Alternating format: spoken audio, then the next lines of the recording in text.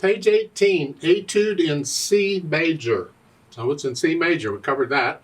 3/4 time. I'm going to talk about both hands at the same time because they're kind of one and then the other hand. And it's really tricky. We got accidentals all over the place. Both hands are in treble clef. Both stabs are in treble clef. The hands are, I don't know where the hands are, but the stabs are. Let's just get these notes and rhythms first. Now this left hand, if you look at the first 3 measures, really to cover all these notes, you're in this position. So that's really the position of the hand. That's why you use second finger in the first measure. Otherwise, you'd think thumb would do it. But we're preparing ourselves. You know, when you're trying to figure out a hand position at the beginning, you got to look at a few notes because of, you know, just the first note or 2 may not be enough to give you an accurate picture of what you need to do. This is a good example of that. So we're going to have that left hand more or less in this position. And the right hand is doing its thing up above. We'll talk about that. So we're just here. And then this right hand. Now they're saying thumb on both of these. I disagree with that completely. I can't disagree with that more. I don't know why they want the thumb on both of those. This is the position, and I would use second finger. Just stay there. Because to me, this is what you need to be doing. So I would encourage you to use second finger on the E flat. So it's here. And they're all 8th notes. 1 and 2 and 1 and 2 and 3 and 1, 2. See, it's a B natural there. Look out. Technically speaking, they don't need a natural sign there. It's a B natural anyway. But it's a really good idea in this kind of music and this kind of, when you're getting all these accidentals all over, to put in that natural sign. Otherwise, a person like me come along thinking, well, that's an error. They just left out the flat. They wanted it to be the same. That's what I played first. That's what I'm going to play again. So the natural sign is really important here, even though technically it may not be necessary. So it is a, and here, and I still use second finger on the E flat. So that second measure. Now the left hand can collapse. See, now they are telling you to use second finger. I mean, the idea that these are black keys and these are white keys, in my opinion, have nothing to do with it. If I can use second finger here, why can't I use second finger on these? Then the second line, now these, in the left hand, you're using 2-1 on each of these. The other fingerings are fine, but we'll go ahead and stick with 2-1, it's fine. So the second line, it's here. Again, see, that's the position.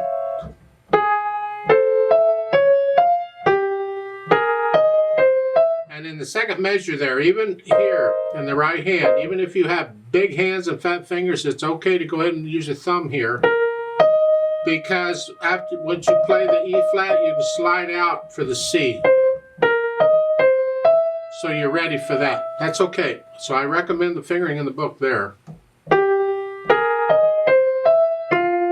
And then here, and it's a thumb on the F sharp. 1, 2, 3, 1, 2, 3. But the rhythm is a little off there in the last couple measures. Then we add the articulation, the slurs, the staccatos, the accents. Well, the first measure, it's all slurred. And then second measure, you have an accent. And left up right before and after each slur. So again, the first at the beginning.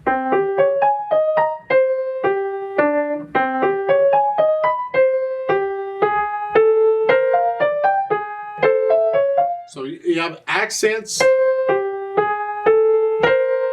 Both hands a little. That's an accent, and then and then staccatos. And then staccatos at the end. Now, it's an interpretive thing, is the last measure.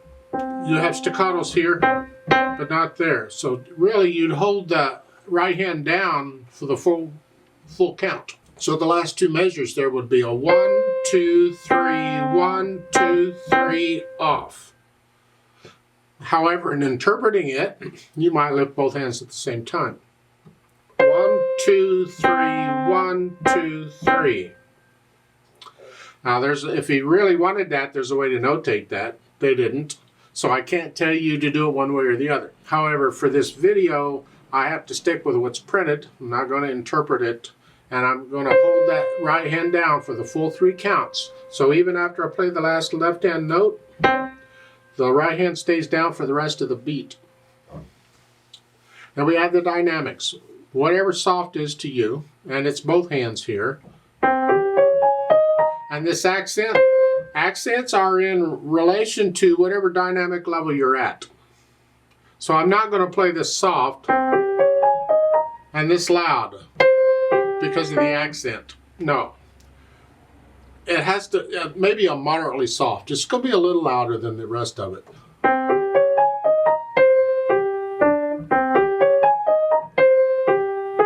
Now, in the last measure, you get a crescendo and an accent. I recommend, because when you're crescendo, you're going to go up to loud, but you don't want to get loud until the 3rd measure of the 2nd line. So I recommend for this last measure, the 1st line, stay soft, just the whole thing. And then for the next line, on the 1st measure, you can go up to medium soft. That makes the accent about medium loud or so.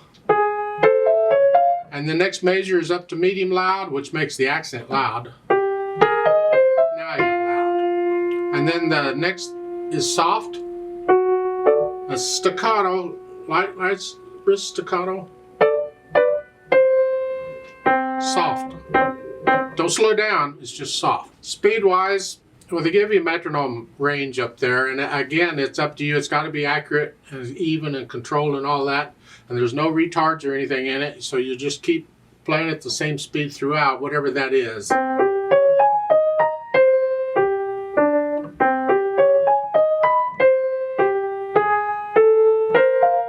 little louder, a little louder, loud. And then soft.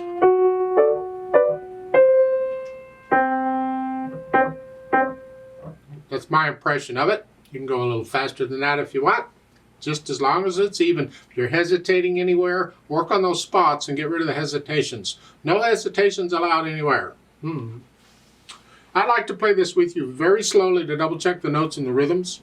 I'm not going to do the dynamics, just notes and rhythms. I'll give us 3 counts. Let's try.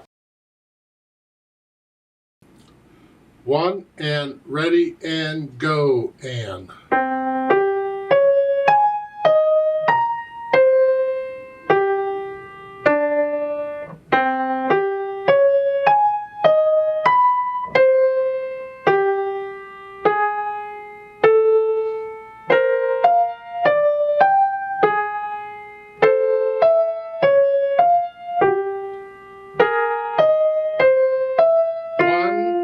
2, 3, 1,